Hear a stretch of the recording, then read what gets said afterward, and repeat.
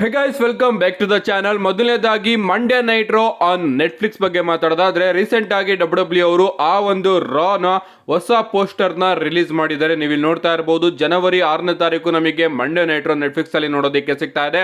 And ಈ ಒಂದು poster ಅಲ್ಲಿ ನಮಗೆ CM Punk, Rhea Ripley, Liv Morgan, Dominik Mysterio, Seth Rollins, Gunther ಹಾಗೆ ನಮ್ಮ ಜೇ ಊಸೋ ಅವರು ನೋಡೋದಕ್ಕೆ ಸಿಗ್ತಾ ಇದ್ದಾರೆ.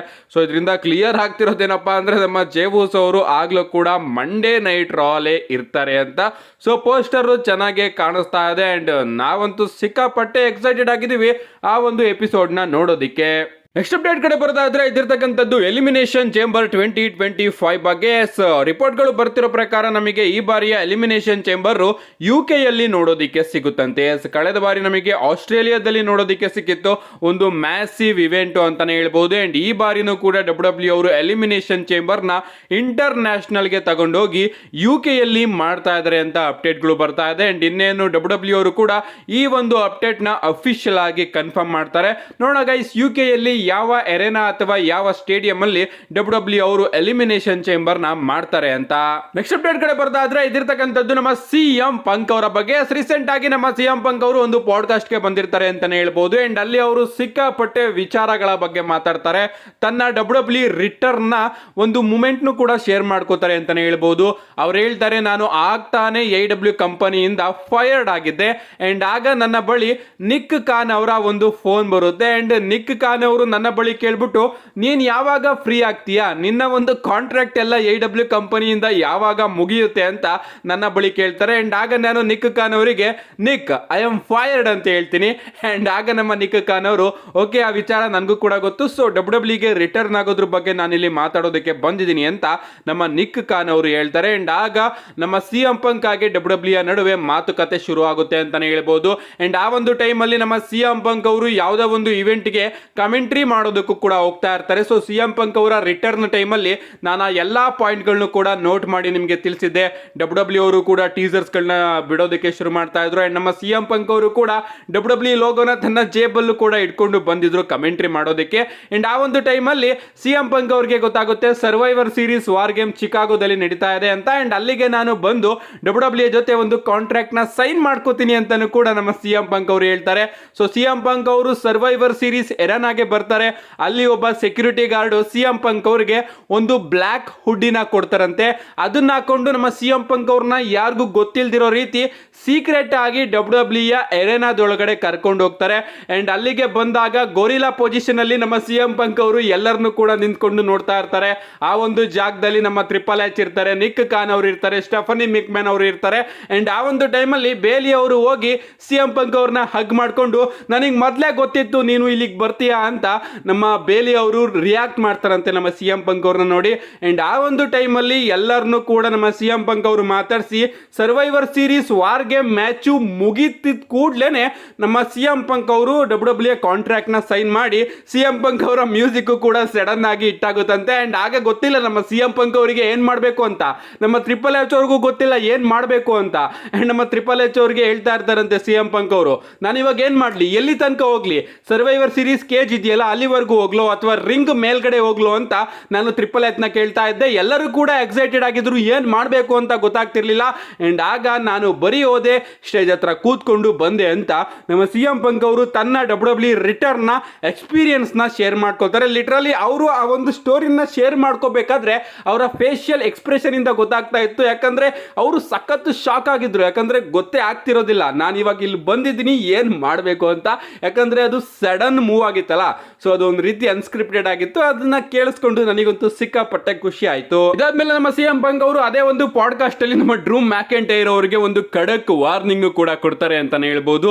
ಎಸ್, ಅವ್ರು ಹೇಳ್ತಾರೆ, LNSL ಅಂದ್ರೇನೆ ಬ್ರೂಟಲ್ ಮ್ಯಾಚಸ್ ಗಳು ನಿಮಗೆ ನೋಡೋದಕ್ಕೆ ಸಿಗುತ್ತೆ. ಅಂಡ್ ಈ ಬಾರಿ ನಾನು ಕೂಡ LNSL ಮ್ಯಾಚ್ ಒಳಗಡೆ ಇಳಿತಾ ಇದ್ದೀನಿ.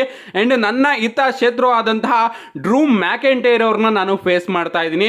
LNSL ಅಂದ್ರೇನೆ ಬ್ರೂಟಲ್ ಆಗಿರುತ್ತೆ, ಬಟ್ ಡಬ್ಲ್ಯೂ ಅವರು ತುಂಬಾ ದಿನಗಳಿಂದ ಕೆಲವೊಂದಷ್ಟು ಬ್ರೂಟಲ್ ಸ್ಪಾಟ್ ಗಳನ್ನ ಮಾಡ್ತಾ ಇಲ್ಲ.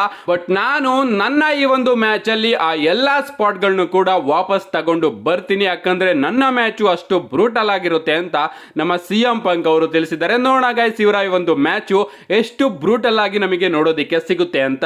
ನಮ್ಮ ನೆಕ್ಸ್ಟ್ ಅಪ್ಡೇಟ್ ಕಡೆ ಬರೋದಾದ್ರೆ ಇದಿರ್ತಕ್ಕಂಥದ್ದು bad blood premium live event ಬಗ್ಗೆ. ಸೊ ಬ್ಯಾಡ್ ಬ್ಲಡ್ ಅಲ್ಲಿ ಯಾವ ಒಂದು ಮ್ಯಾಚ್ ಮೈನ್ ಇವೆಂಟ್ ಅಲ್ಲಿ ನಮಗೆ ನೋಡೋದಕ್ಕೆ ಸಿಗುತ್ತೆ ಅಂತ ಸಿಕ್ಕಾಪಟ್ಟೆ ಕನ್ಫ್ಯೂಷನ್ಸ್ ಇಂಟರ್ನೆಟ್ ಅಲ್ಲಿ ಓಡಾಡ್ತಾ ಇತ್ತು. ನಾನು ಕೂಡ ನಿಮಗೆ ಈ ಒಂದು ಪ್ರಶ್ನೆಗೆ ಉತ್ತರನ ಕೊಡೋದಕ್ಕೆ ಟ್ರೈ ಮಾಡಿದ್ದೀನಿ. ಅಪ್ಡೇಟ್ಗಳು ಏನೇನು ಬಂದಿತ್ತು ಅದನ್ನೆಲ್ಲದನ್ನು ಕೂಡ ತಿಳಿಸ್ಕೊಂಡು ಬಂದಿದ್ದೀನಿ. ಒಂದ್ ಬಾರಿ ನಮ್ಮ CM Punk ಆಗಿ ಡ್ರೂ ಮ್ಯಾಕೆಂಟೈರ್ ಅವರ ಮ್ಯಾಚ್ ಮೈನ್ ಇವೆಂಟ್ ಅಂತ ಅಪ್ಡೇಟ್ಗಳು ಬರ್ತಾ ಇತ್ತು. ಇನ್ನೊಮ್ಮೆ ನಮ್ಮ ರೋಮನ್ ರೈನ್ಸ್ ಆಗಿ ಕೋಡಿ ರೋಡ್ಸ್ ಅವರ ಒಂದು tag team match main event ಅಂತ ಅಪ್ಡೇಟ್ಗಳು ಬರ್ತಾ ಇತ್ತು. ಬಟ್ ಈಗ ಕನ್ಫರ್ಮ್ ಆಗಿರೋ ವಿಚಾರ ಏನಪ್ಪಾ ಅಂದ್ರೆ ಬ್ಯಾಡ್ ಬ್ಲಡ್ ಅಲ್ಲಿ ನಮಗೆ Roman Reigns and Cody Rhodes versus bloodline match main event ಅಲ್ಲಿ ನೋಡೋದಕ್ಕೆ ಸಿಗುತ್ತಂತೆ. ಈ ಒಂದು ಮೈನ್ ಇವೆಂಟ್ ಗೆ ರೀಸನ್ ಏನಪ್ಪಾ ಅಂದ್ರೆ ರೀಸೆಂಟ್ ಆಗಿ ನಮ್ಮ ಕೋಡಿ ರೋಡ್ಸ್ ಅವರು ಪ್ಯಾಟ್ ಮ್ಯಾಕಫಿ ಶೋ ಅಲ್ಲಿ ರಿವೀಲ್ ಮಾಡಿದ್ರಲ್ಲ, WWE ಅವರು ನನ್ನ ಈ ಒಂದು ಮ್ಯಾಚ್ ಅಲ್ಲಿ ಒಂದು ವಿಡಿಯೋ ಪ್ಯಾಕೇಜ್ ನ ಪ್ಲೇ ಮಾಡ್ತಾರೆ ಅಂಡ್ ಆ ಒಂದು ವಿಡಿಯೋ ಪ್ಯಾಕೇಜ್ ನನ್ನ ನೆಕ್ಸ್ಟ್ ಚಾಂಪಿಯನ್ಶಿಪ್ ಡಿಫೆಂಡ್ ಮೇಲೆ ಸಿಕ್ಕಾಪಟ್ಟೆ ಪರಿಣಾಮ ಬೀರುತ್ತೆ ಅಂತ ನಮ್ಮ ಕೋಡಿ ರೋಡ್ಸ್ ಅವರು ಹೇಳಿದ್ರಲ್ಲ. ಸೊ ಅದಕ್ಕೋಸ್ಕರ WWE ಅವರು ಈ ಒಂದು ಮ್ಯಾಚ್ ನ ಮೈನ್ ಇವೆಂಟ್ ಅಲ್ಲಿ ಮಾಡಿಸಿ ಮೈನ್ ಇವೆಂಟ್ ಅಲ್ಲಿ ಆ ಒಂದು ವಿಡಿಯೋ ಪ್ಯಾಕೇಜ್ ನ ಪ್ಲೇ ಮಾಡ್ತಾ ಇದೆಯಂತೆ. ಸೊ ಇದ್ರ ಪ್ರಕಾರ ನಮಗೆ ಬ್ಯಾಡ್ ಬ್ಲಡ್ ಅಲ್ಲಿ Roman Reigns and Cody Rhodes versus bloodline match main event ಅಲ್ಲಿ ನೋಡೋದಕ್ಕೆ ಸಿಕ್ಕರೆ, ಅದೇ ರೀತಿ ನಮ್ಮ CM Punk ಆಗಿ ಡ್ರೂ ಮ್ಯಾಕೆಂಟೈರ್ ಅವರ hell in a cell match bad blood ನ ಓಪನಿಂಗ್ ಅಲ್ಲೇ ನೋಡೋದಕ್ಕೆ ಸಿಗ್ತಾ ಇದೆ. ಈ ಒಂದು ವಿಚಾರ ನನಗೆ ಇನ್ನೂ ಕೂಡ ಖುಷಿ ಆಯ್ತು. So hell in a cell ಒಂದು ಬ್ರೂಟಲ್ ಮ್ಯಾಚ್ಗೋಸ್ಕರ ನಾವು ಮೈನ್ ಇವೆಂಟ್ ತನಕ ಕಾಯ್ಬೇಕಾಗಿಲ್ಲ, ಓಪನಿಂಗ್ ಅಲ್ಲೇ ನಾವು ಆ ಒಂದು ಮ್ಯಾಚ್ ನ ಎಂಜಾಯ್ ಮಾಡಬಹುದು. ಸೊ ಬ್ಯಾಡ್ ಬ್ಲಡ್ ನ ಟೋಟಲ್ ಲೈನ್ ಅಪ್ ಬಗ್ಗೆ ಮಾತಾಡೋದಾದ್ರೆ ನಮಗೆ ಬ್ಯಾಡ್ ಬ್ಲಡ್ ನ ಓಪನಿಂಗ್ ಅಲ್ಲೇ CM Punk ಆಗಿ ಡ್ರೂ ಮ್ಯಾಕೆಂಟೈರ್ ಅವರ ನಡುವೆ ಹೆಲ್ ಇನ್ ಎ ಸೆಲ್ ಮ್ಯಾಚ್ ನೋಡೋದಕ್ಕೆ ಸಿಗುತ್ತೆ. ಇದಾದ್ಮೇಲೆ ಎರಡನೇ ಮ್ಯಾಚ್ ಆಗಿ ಬೇಲಿ ವರ್ಸಸ್ ನಾಯಾ ಜಾಕ್ಸ್ ಅವರ ನಡುವೆ WWE ವಿಮೆನ್ಸ್ ಚಾಂಪಿಯನ್ಶಿಪ್ ಗೆ ಒಂದು ಸಿಂಗಲ್ಸ್ ಮ್ಯಾಚ್ ನೋಡೋದಕ್ಕೆ ಸಿಗುತ್ತೆ. ಇದಾದ್ಮೇಲೆ ಮೂರನೇ ಮ್ಯಾಚ್ ಆಗಿ Diemen priest versus fin Balor ಅವರ ನಡುವೆ ಒಂದು ಸಿಂಗಲ್ಸ್ ಮ್ಯಾಚ್ ನೋಡೋದಕ್ಕೆ ಸಿಗುತ್ತೆ. ಇದಾದ್ಮೇಲೆ ನಾಲ್ಕನೇ ಮ್ಯಾಚ್ ಆಗಿ ಲಿವ್ ಮಾರ್ಗನ್ ವರ್ಸಸ್ ರಿಯಾ ರಿಪ್ಲಿ ಅವರ ನಡುವೆ ವಿಮೆನ್ಸ್ ವರ್ಲ್ಡ್ ಚಾಂಪಿಯನ್ಶಿಪ್ ಗೆ ಒಂದು ಸಿಂಗಲ್ಸ್ ಮ್ಯಾಚ್ ನೋಡೋದಕ್ಕೆ ಸಿಗುತ್ತೆ. ಅಂಡ್ ಬ್ಯಾಡ್ ಬ್ಲಡ್ ನ ಮೈನ್ ಇವೆಂಟ್ ಆಗಿ ನಮಗೆ Roman Reigns and Cody Rhodes versus blood line ನಡುವೆ ಒಂದು ಟ್ಯಾಗ್ ಟೀಮ್ ಮ್ಯಾಚ್ ನೋಡೋದಕ್ಕೆ ಸಿಗುತ್ತೆ. ಸೊ ಇದು ಸಂಪೂರ್ಣ ಬ್ಯಾಡ್ ಬ್ಲಡ್ ನ ಲೈನ್ ಅಪ್. ನನ್ನ ಪ್ರೆಡಿಕ್ಷನ್ ವಿಡಿಯೋ ಕೂಡ ಇವತ್ತು ನಿಮಗೆ ಚಾನಲ್ ಅಲ್ಲಿ ನೋಡೋದಕ್ಕೆ ಸಿಗುತ್ತೆ. ನೆಕ್ಸ್ಟ್ ಅಂಡ್ ಫೈನಲ್ ಅಪ್ಡೇಟ್ ಕಡೆ ಬರೋದಾದ್ರೆ ಇದಿರ್ತಕ್ಕಂಥದ್ದು ಬಿಗ್ ಗಾಯ್ ರಿಟರ್ನ್. ನಿಮ್ಗೆ ಗೊತ್ತಿರಬಹುದು ಪ್ಯಾಟ್ ಮ್ಯಾಕಫಿ ಶೋ ಅಲ್ಲಿ ನಮ್ಮ ಪ್ಯಾಟ್ ಮ್ಯಾಕಫಿ ಅವರು ರಿವೀಲ್ ಮಾಡ್ತಾರೆ ಬಿಗ್ ಗಾಯ್ ಈ ವಾರ ಕೋಡಿ ರೋಡ್ಸ್ಗೋಸ್ಕರ ಬರ್ತಾ ಇದ್ದಾರೆ ಅಂತ. ಬಿಗ್ ಗಾಯ್ ಯಾರು ಅಂತ ನಮ್ಮ ಪ್ಯಾಟ್ ಮ್ಯಾಕಫಿ ಅವರು ತಿಳಿಸಿಲ್ಲ.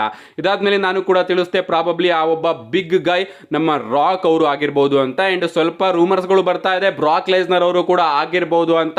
ಬಟ್ ನನ್ನ ಪ್ರಕಾರ ಬ್ರಾಕ್ ಲೆಸ್ನರ್ ಅವರ ಚಾನ್ಸು ಸಿಕ್ಕಾಪಟ್ಟೆ ಕಮ್ಮಿ ಇದೆ ಅಂತಾನೆ ಹೇಳ್ಬೋದು. ಒಂದು ನಮ್ಮ ರಾಕ್ ಅವರ ಒಂದು ವಿಡಿಯೋ ಪ್ಯಾಕೇಜ್ ನ WWE ಅವರು ಪ್ಲೇ ಮಾಡಬಹುದು, ಅಥವಾ ನಮ್ಮ ಬಿಗ್ ಜಿಮ್ಮಿ ಊಸೋ ಅವರು ಕೂಡ ಇದ್ದಾರೆ, ಅವರ ರಿಟರ್ನ್ ಕೂಡ WWE ಅವರು ಬ್ಯಾಡ್ ಬ್ಲಡ್ ಅಲ್ಲಿ ಮಾಡಿಸಬಹುದು. ಯಾಕಂದ್ರೆ ಅಪ್ಡೇಟ್ಗಳು ಬರ್ತಿರೋ ಪ್ರಕಾರ ನಮ್ಮ ಜಿಮ್ಮಿ ಊಸೋ ಅವರು ಕೂಡ ಆದಷ್ಟು ಬೇಗ ನಮಗೆ WWE ಅಲ್ಲಿ ನೋಡೋದಕ್ಕೆ ಸಿಗ್ತಾರಂತೆ.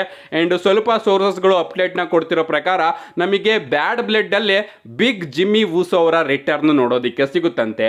ಸೊ ನಮ್ಮ ಪ್ಯಾಟ್ ಮ್ಯಾಕಫಿ ಅವರು ಬಿಗ್ ಗಾಯ್ ಅಂತ ಜಿಮ್ಮಿ ಊಸೋ ಅವರ ರೆಫರೆನ್ಸ್ ಏನಾದ್ರೂ ತಿಳಿಸಿದಾರ? ಬಿಗ್ ಜಿಮ್ಮಿ ಊಸೋ ಅಂತ ನಾವು WWE ಅಲ್ಲಿ ತುಂಬಾ ಬಾರಿ ಕೇಳಿದೀವಿ. ಸೊ ಗೊತ್ತಿಲ್ಲ ಗೈಸ್ ಬಿಗ್ ಗಾಯ್ ಯಾರು ಬರ್ತಾರೆ ಅಂತ. ಬಟ್ ನಮ್ಮ ರಾಕ್ ಅವರು ಕೂಡ ಬರಬಹುದು ಅಂಡ್ ನಮ್ಮ ಜಿಮ್ಮಿ ಊಸೋ ಅವರು ಕೂಡ ಬರಬಹುದು. ನಿಮ್ಗೆ ಅನಿಸುತ್ತೆ ಬಿಗ್ ಗಾಯ್ ಯಾರಾಗಿರ್ತಾರೆ? ನಿಮ್ಮ ಅಭಿಪ್ರಾಯನ ಕಮೆಂಟ್ ಮಾಡಿ. ಇಷ್ಟು ಇವತ್ತಿನ ವಿಡಿಯೋ ಲೈಕ್ ಮಾಡಿ, ಚಾನಲ್ ಸಬ್ಸ್ಕ್ರೈಬ್ ಮಾಡ್ಕೊಳ್ಳಿ. See you guys in my next video.